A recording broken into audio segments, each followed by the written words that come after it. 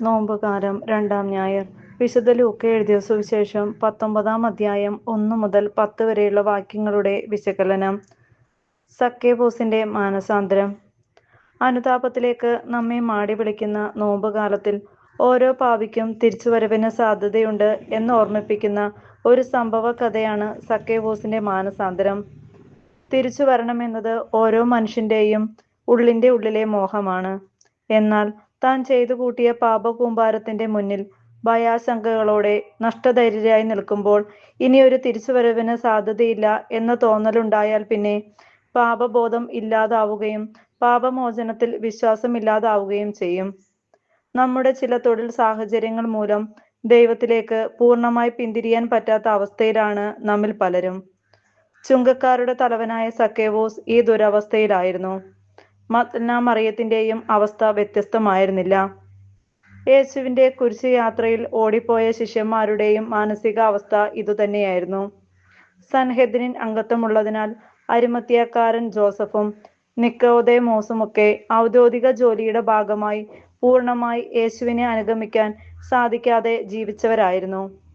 പക്ഷേ സമയത്തിന്റെ പൂർണ്ണതയിൽ അവരൊക്കെ യേശുപാതയിലേക്ക് തിരിച്ചെത്തി സ്വർഗം പിടിച്ചു വാങ്ങിയവരാണ് എന്നതാണ് ഇന്നത്തെ നമ്മുടെ ചിന്താവിഷയം. സക്കേവൂസിന് യേശുവിനെ നേരിട്ട് ബന്ധപ്പെടാൻ തടസ്സമായി നിന്നത് പ്രധാനമായും സമൂഹത്തിന്റെ ഒറ്റപ്പെടുത്തലായിരുന്നു.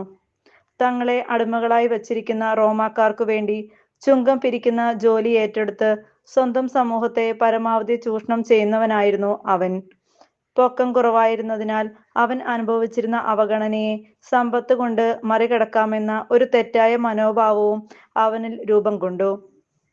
തന്റെ സമുദായ അംഗങ്ങൾ പോലും തന്നെ അകറ്റി നിർത്തുന്നു എന്ന തോന്നൽ ഒരു കുറ്റബോധമായി അവനിൽ വളർന്നതിനാൽ യേശുവിനെ സമീപിക്കാൻ അവന് ഒരു തടസ്സമായി തീർന്നു.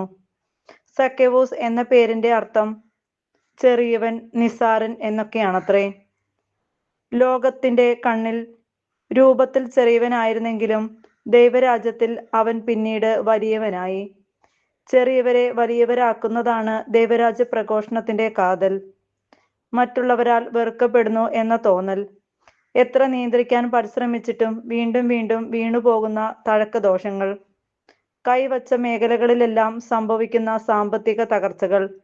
എത്ര ചികിത്സിച്ചിട്ടും ഭേദമാകാത്ത മാറാരോഗങ്ങൾ. ചില വ്യക്തികളോടുള്ള ക്ഷമിക്കാൻ കഴിയാത്ത വെറുപ്പ്.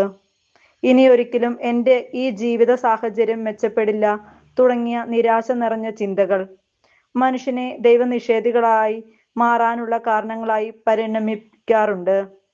എന്നാൽ ഇതേ അവസ്ഥയിലൂടെ കടന്നുപോയിട്ടുള്ള ചിലർക്ക് ലഭിച്ച ദൈവാനുഗ്രഹം എന്നെങ്കിലും തനിക്കും കരതകമാകുമെന്ന തോന്നൽ കൂരിരുട്ടനുഭവിക്കാറുമുണ്ട്. സക്കേവൂസ് നമുക്ക് മാതൃകയാകുന്ന ഇവിടെയാണ്. താൻ ജീവിക്കുന്ന പ്രദേശത്തേക്ക് ദൈവകാരുണ്യം കടന്നു വരുന്നു എന്നവൻ അറിഞ്ഞു.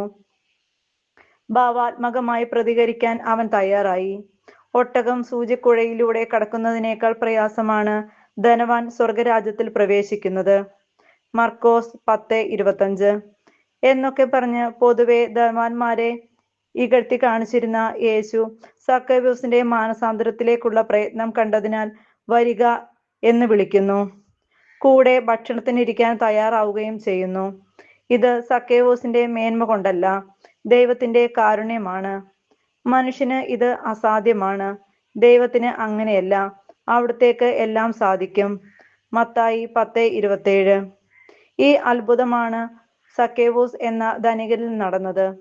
വെള്ളം കോരാൻ വന്ന പാപിനിയായ സമരിയാക്കാരിയെ കിണറ്റിൻകരയിൽ കാത്തിരുന്ന പോലെ തന്നെയായിരുന്നു യോഹന്നാൻ 4:6 സക്കേവൂസ് കയറിയിരിക്കുന്ന സിക്കമോർ മരത്തിന്റെ കീഴിലൂടെയുള്ള യേശുവിന്റെ യാത്ര. നഷ്ടപ്പെട്ടു പോയതിനെ അന്വേഷിച്ച് കണ്ടെത്തുന്നവനാണല്ലോ മനുഷ്യപുത്രൻ വന്നിട്ടുള്ളത്. ലൂക്കാ 19:10, 15:1-32. ദൈവാനുഭവം നമ്മെ തേടിയെത്തുമ്പോൾ നാം ഇതിനോട് സഹകരിക്കണം. ഒരു നല്ല വചന പ്രഘോഷണം നമ്മുടെ ഇടയിലേക്ക് കടന്നു വരുമ്പോൾ മറുതലിച്ച് മാറി നിൽക്കാതെ സക്കേവൂസിനെ പോലെ അതൊരു സുവർണ അവസരമായി കരുതി അല്പം എളിമപ്പെട്ട് മുൻനിരയിലേക്ക് കടന്നു ചെല്ലാൻ കഴിഞ്ഞില്ലെങ്കിലും പിൻനിരയിലിരുന്നു കൊണ്ടെങ്കിലും ആഗ്രഹത്തോടെ അതിൽ പങ്കെടുക്കാൻ കഴിഞ്ഞാൽ സക്കേവൂസ് അനുഭവം നമുക്കും കരതകമാകാം. അനുചിതമല്ലാത്ത വഴികളിലൂടെ താൻ സമ്പാദിച്ച ധനമാണ് ദൈവാനുഗ്രഹത്തിന് തടസ്സം എന്ന തിരിച്ചറിവ് ലഭിച്ചതോടെ 4 ഇരട്ടിയായി പരിഹാരം ചെയ്യാൻ അവൻ തയ്യാറായി. ഇന്നായിരുന്നെങ്കിൽ നോബൽ സമ്മാനം നേടിക്കൊടുക്കപ്പെടേണ്ട ഒരു മാനസാന്തരമായിരുന്നു അത്. ഡൈനാമിറ്റ് ഉപയോഗം കണ്ടുപിടിച്ച ആൽഫ്രഡ് നോബൽ 1833-1896 എന്ന വ്യക്തിയുടെ മാനസാന്തരത്തിന്റെ കഥയുടെ ഓർമ്മ നിലനിർത്തുവാൻ അദ്ദേഹത്തിന്റെ പേരിൽ ആരംഭിച്ചതാണല്ലോ 1901 മുതൽ ഓരോ വർഷവും നൽകപ്പെടുന്ന നോബൽ സമ്മാനം. എത്ര വലിയ മാതൃകയാണിത്! എല്ലാം സ്വരുക്കൂട്ടി വെക്കുന്നതും കൈയടക്കി വെക്കുന്നതും എല്ലാ സുഖസൗകര്യങ്ങളും അനുഭവിച്ച് ജീവിക്കുന്നതുമൊക്കെ അംഗീകരിക്കപ്പെട്ട ഒരു സംസ്കാരത്തിലാണ് നാം ജീവിക്കുന്നത്.